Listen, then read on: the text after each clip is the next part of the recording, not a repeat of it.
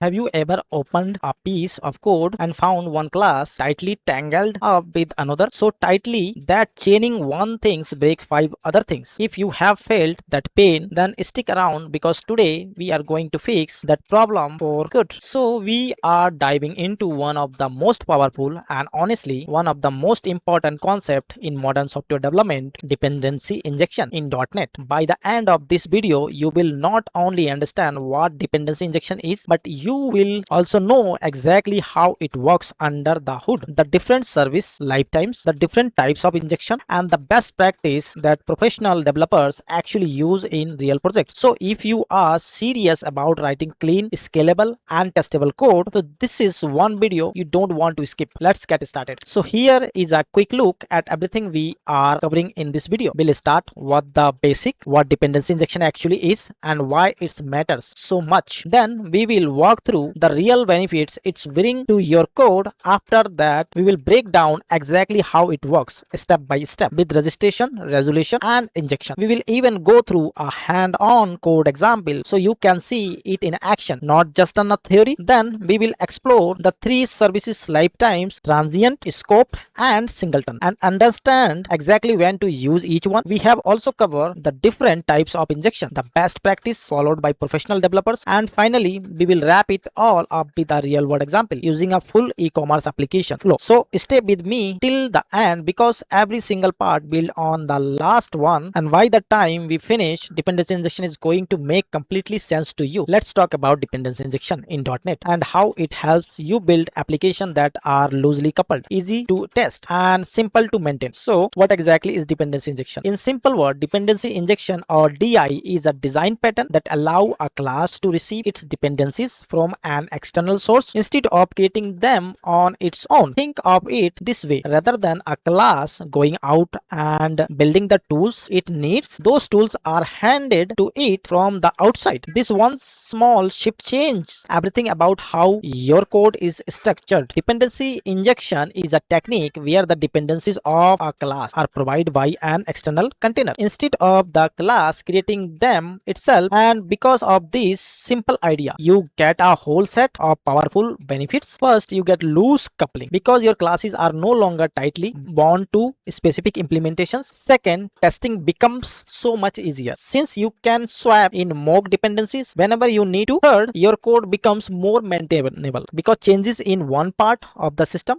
don't ripple through everything else. Fourth, readability improves, making your code base easier to understand at a glance. And finally, DI helps you follow solid principles, especially the inversion of control principle, which is really the heart of what dependency injection is all about. Now let's understand how dependency injection actually works step by step. It all begins with registration. So this is where you register your services along with their lifetimes into the DI container. Once that is done, the process moves to resolution. Here the container automatically figuring out and resolve wherever dependencies are needed right when they are required. And finally we reach injection. This is where those dependencies are delivered directly into the class by the container itself, so you never have to manually create them. Let's make this even clearer with a quick example. First, we define a service and its implementations. We create an interface called iEmail service with a method called send email that take a to address and a subject. Then we create a class called email service that implements this interface, and inside it we write the actual logic to send the email. Next, we register this service in the program.cs file using a single line: builder.services.add transient of iEmail service email service. And finally, we inject it through the constructor. We create a notification controller that inherits from controller base. Inside it, we declare a private read-only field of the type iEmail service and throw the constructor. That email service is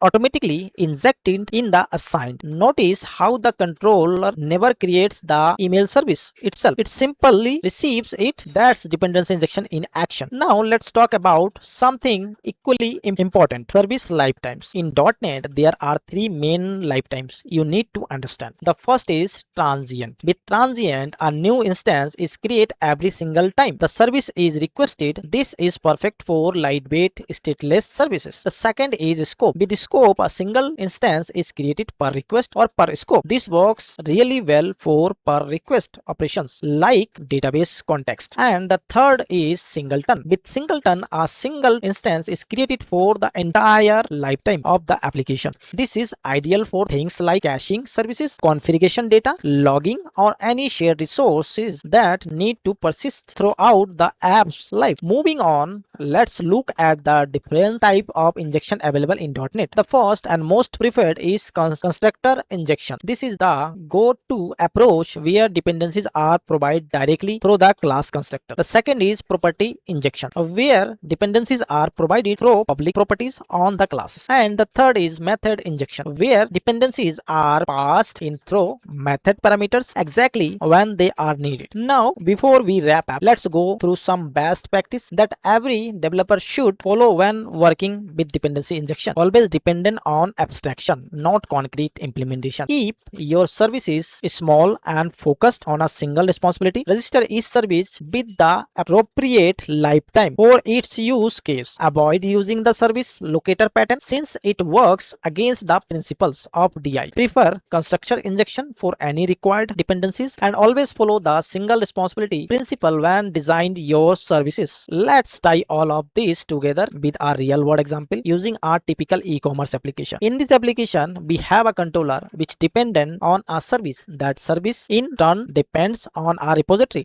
and that repository depends on the database. Each layer only depends on the layers directly below it. The controller does not know anything about the database, and the repository does not know anything about the controller. The DI container is what provides each of these dependency automatically at runtime, keeping every layer clean, independent, and focus only its own job. And that really is the power of dependency injection. It makes your code flexible, testable, and ready for change. So remember, write once and use anywhere. Better design, better code, better application. That dependency injection in .NET. That's it for this session. Feel free add the comments. What do you want to next in this topic? And don't forget to like, subscribe, and share. Thank you. Have a nice day.